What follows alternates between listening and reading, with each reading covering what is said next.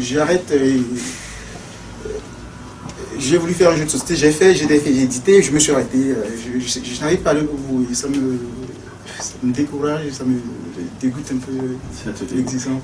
À quel moment tu te sens découragé, dégoûté? C'est avant d'arrêter, après d'arrêter? Quand?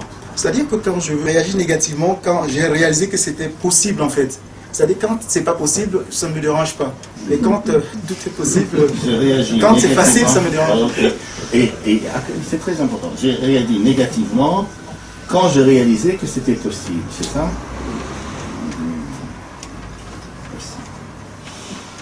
D'accord. Qu'est-ce qui t'a permis de savoir, donc la réaction, regardez, j'ai réagi, donc c'est une réaction. Donc, c'est possible, j'ai le déclencheur, c'est possible, et après, je réagis, on est d'accord. Donc la réaction vient après, on est d'accord. Donc, moi, ce qui m'intéresse de savoir, c'est qu'est-ce qui t'a permis de savoir que c'est possible?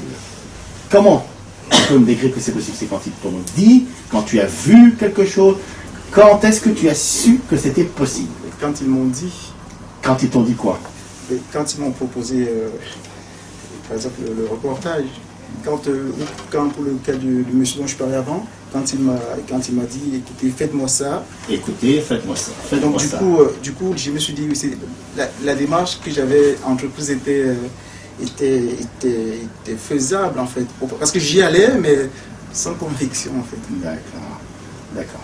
Donc c'est quand il t'a dit, faites-moi ça. Après, tout ça, c'est des interprétations. Il te dit, faites-moi ça. On cherche un déclencheur. Un déclencheur, vous voyez combien c'est difficile de le trouver. Il vous dit, faites-moi ça. Après, ça revient chez toi. Tu interprètes, ah, c'est possible. Et là, tu déclenches tout un programme. On est d'accord là-dessus? On est d'accord. Donc là, on a le déclencheur. Ok? Faites-moi ça. Retourne dans cette image ou dans ce moment où il te dit faites-moi ça. Ok? D'accord? Est-ce que tu entends faites-moi ça? Comment il le dit? Quel est le timbre? Qu'est-ce qui est particulier dans ce faites-moi ça? Il n'y a pas comme une sorte de on me force pas à le faire. C'est une voix neutre en fait. C'est une voix neutre. Il te dit faites-moi ça. Tu entends faites-moi ça et tu ressens quelque chose dans le corps avant de réagir. Où est ce ressenti? Allez, retourne dans la scène. Tu ressens quelque chose dans le corps quand il dit faites-moi ça. Où tu ressens ça? Une émotion, c'est dans le corps, sinon elle n'existe pas. Rappelle-toi là, il te dit faites-moi ça, et là, il y a quelque chose qui se passe. Où?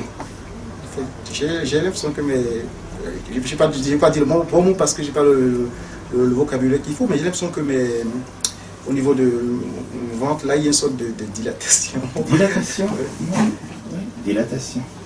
Okay. Très très bien, c'est au niveau du ventre. C'est exactement ce qu'on cherche. Si tu faites-moi ça, il y a une dilatation au niveau du ventre. D'accord? Bon. Je la ressens la même actuellement. Comment? Je la ressens la même actuellement en fait. Tu la ressens? À combien elle est cette dilatation dans le ventre? Elle est à combien? De 0 à 10, donne un chiffre. Tu la ressens, c'est combien fort? Oh, c'est moyen, 5 on va dire. 5 sur 10. Et cette dilatation, elle génère une sorte de stress chez toi, de détresse. Mais à combien ce stress? Il y a la dilatation, d'accord? Et il y a un stress. Il y a combien? En fait, justement, le truc, c'est que la dilatation elle n'entraîne pas une sorte de stress, au contraire, elle crée une sorte de coupure entre mon désir et puis voilà, il y a une coupure, c'est comme s'il y a un vide qui s'est fait en fait. Voilà, c'est elle qui crée la coupure. Ok, elle crée une coupure. Mais une coupure, c'est un stress aussi. Ça, c'est pas une fois de faire de gueuler. Hein. Une coupure, c'est un stress. Okay, donc, en fait, elle crée une coupure, c'est ça? C'est cette dilatation. Rentre dans cette dilatation quand il te dit fais ça, fais-moi ça. D'accord? Rentre dans cette détresse et dis-moi, rentre ici dans la dilatation et dis-moi qu'est-ce qu'elle occupe? Est-ce qu'elle va ici jusque-là ou est-ce qu'elle est concentrée dans une zone? Et comment c'est à l'intérieur, c'est à l'extérieur, moitié à l'intérieur? En fait, elle est là et je ne pourrais pas dire que j'ai une sorte d'apnée, mais je respire à un pourcentage faible en fait. Voilà, elle me comprime le ventre sans. Elle me comprime le ventre. C'est bizarre, c'est une dilation, pourtant ça me comprime en même temps. Ça me comprime le ventre. D'accord, donc il y a une compression du ventre, c'est ça? Et il sort d'étouffement, tu n'arrives plus à respirer, c'est ça? Non, je respire, mais j'ai l'impression que je fais un effort. C'est une respiration je fais un volontaire, effort. oui. Pour quoi? Pour respirer. Pour respirer, non, je fais un effort. Non, ok. Et je dois faire un effort. Donc, en fait, la réaction, c'est je fais un effort. Donc, ça comprime le ventre, d'accord? Et ça s'étale doigt haut. Ferme les yeux, essaye de me dire, quand il te dit, faites-moi ça, d'accord? Ok? Et ça s'étale doigt haut, ça a quelle forme? Ça prend quelle forme? C'est un carré, un losange, je sais pas quoi, un cylindre. Ça a l'air d'une boule qui est juste au milieu là. Ah, quelle couleur tu la vois là, telle qu'elle apparaît là? Une boule. Bon, peu importe. Mais c'est elle qui comprime, c'est ça, c'est la boule qui comprime, c'est ça? Ok. Tu as eu cette boule avant, n'est-ce pas? Le plus loin possible, c'était quand?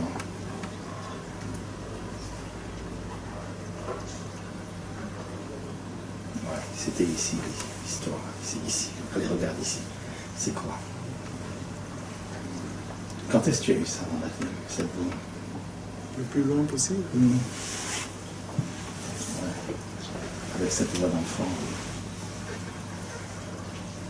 Tu as eu cette boule. Allez. Je ne suis pas très sûr, mais... Ouais, ce qui te vient. Ouais. Oui. C'est pas mathématique, on s'en fout. Ce qui vient en premier. Ouais. Je sais que je devais avoir Ouais. 8 ou 9 ans, je me souviens plus très bien, 8 Oui. ou 9 ans. Oui. Et j'avais perdu mon petit frère qui avait 1 an ou moins de 2 ans, j'étais adolescent. En fait, j'étais allé m'amuser. Et comme on m'interdisait de sortir de la maison, donc j'ai mon frère qui me cherchait et donc j'avais l'impression que je serais puni.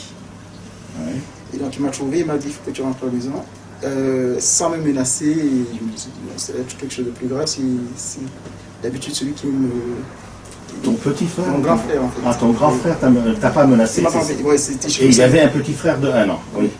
Oui, et alors? Quand je suis arrivé, j'ai trouvé que le petit frère était allé à la maison, il avait une mort subite, un truc comme ça. Ah, il a fait une mort subite. Voilà. Oui. Et donc je suis arrivé, je l'ai regardé, faut dire que j'étais très attaché à lui. Et je suis allé le toucher parce que je n'étais pas convaincu qu'il était mort. Et quand ma mère a vu ma réaction, elle a sangloté parce que c'était... Je n'en revenais pas. Et il y a comme une sorte de... C'est cette boule-là justement qui m'a... Je me dis c'était pas possible, je ne croyais pas que c'était... Enfin, je découvrais la mort en fait. Voilà. Et tu ne savais pas gérer ça à cet âge-là? À 8-9 ans, tu ne savais pas gérer la mort? J'en ai entendu parler de la mort, mais je ne l'avais pas Tu ne palpé, savais pas hein. gérer, on ne sait pas gérer la mort à l'âge de 8-9 ans. On ne sait pas la gérer. Aujourd'hui, je sais la gérer, j'ai 60 balais. Mais à l'âge de 8 ans, on ne sait pas gérer ça. Un enfant ne sait pas quoi faire avec. Tout comme un enfant de 2 ans, quand sa maman le quitte pour aller à la piscine, il ne sait pas gérer ça. Il croit qu'il va mourir puisqu'elle est partie. Ah, aujourd'hui, on s'en fout. Mais à l'âge de 2 ans, il ne sait pas gérer ça. Et à l'âge de 8 ans, on ne sait pas gérer la mort comme tu dis. Qu'est-ce qui est le plus dur? C'est quand tu as vu ton frère étalé, ou quand tu as vu ta maman en train de... Qu'est-ce que tu as dit?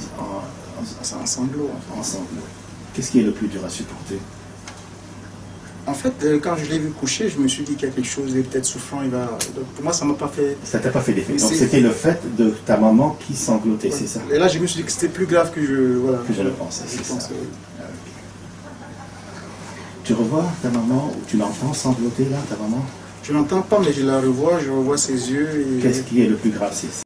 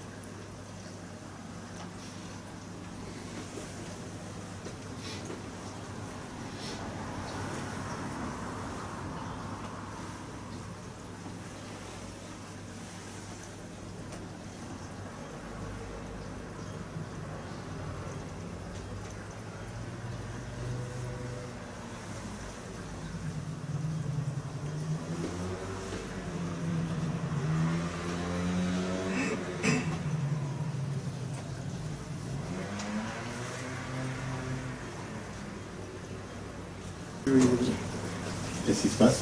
Qu'est-ce qui a changé? À quoi tu as pensé d'abord? Quelles sont les idées qui sont venues, des images, tout ça? J'ai l'image de ma mère qui est revenue bizarrement. De qui? De ma mère qui est revenue. La scène en fait, s'est réinstallée dans mon esprit en fait. Et plus fort, je l'entends. La scène m'est réapparue. Oui. Et en fait, bizarrement, là, elle me disait quelque chose. Alors qu'en vrai, elle ne m'avait pas parlé en fait. Et là, j'entendais m'expliquer que mon frère était mort, que j'aurais pu le voir, à être avec lui. Et je l'entendais en fait. Tu l'entendais. Tu entendais ta mère te dire quelque chose, ton frère est mort. Et qu'est-ce que ça te fait, ça te tient quand tu l'entends comme ça? En fait, là, je comprends. Je comprends ce qui se passe. Et là, je comprends. Okay. Comment tu te sens là? Après, je vais vous expliquer ce que ça veut dire. Vous avez entendu? Là, je comprends ce qui se passe. Ok? Très important. Ok. Là, on va faire les vérifications. C'est épuisant, hein, ce que tu viens de faire. S'il y a de l'eau, là, il faut qu'ils boivent. Quand on fait des séances comme ça, il faut boire 3 jours après de l'eau, un peu plus, d'accord? Parce que tous les systèmes énergétiques se remettent en place. Tu vas maintenant... Tu vas maintenant...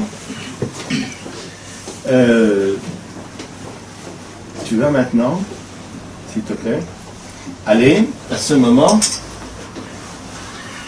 où il te dit, faites-moi ça. Allez, allez. Tu te rappelles qui a provoqué tout ça ici. Essaye de provoquer tout ça dans ton ventre. Cette compression-là. Il te dit, faites-moi ça.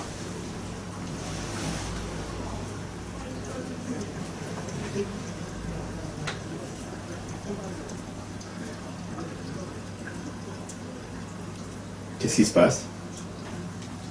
J'ai une sorte de, comme la chair de poule ou quelque chose ici derrière en fait. Plus la boule, mais je sens une sorte de... La boule n'est plus là. Non, non.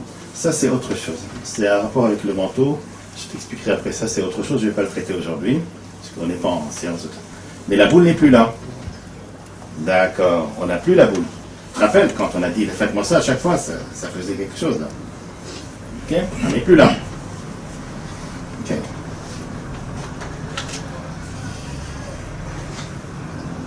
Imagine-toi que tu crées quelque chose et puis on te demande, tu dois le présenter. Comment tu te sens? Quelque chose de nouveau là, dans le futur. Tu as certainement des idées en tête. Tu veux créer, tu vas le présenter. Comment ça se passe?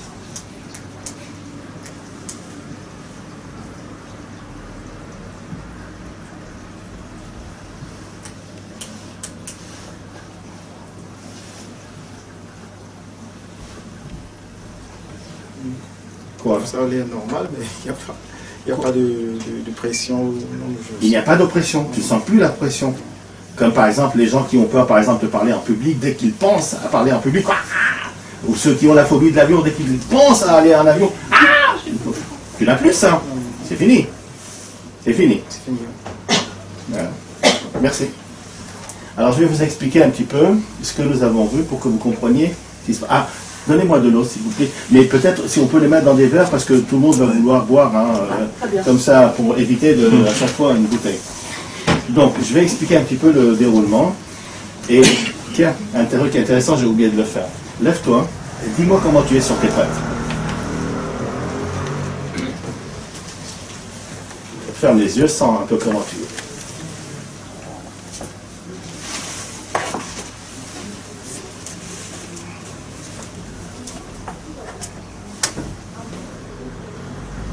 Comment tu te sens en toi?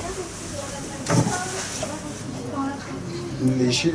Léger en haut, mais les pieds, comment ils sont les pieds?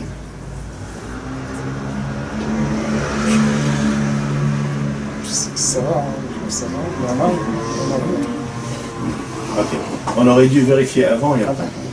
D'accord, parce que là, si tu veux, si on mesure, ceux qui savent mesurer, ils voient qu'il est centré, et au fait, il est complètement centré, il est rentré dans son corps. Assois-toi pour que j'explique un petit peu ce qui se passe. Juste une chose, en fait, c'est pas la sensation que j'ai d'habitude, en fait. Ben voilà, dis-le. Oui, oui, C'est ce que je cherche. Essentiel. Bon, c'est exactement ce que je voulais démontrer. C'est dommage que je n'ai pas permis aux gens de mesurer avant et après. On va pouvoir le mesurer, on va le faire après là. C'est ce qu'on appelle être sans fin.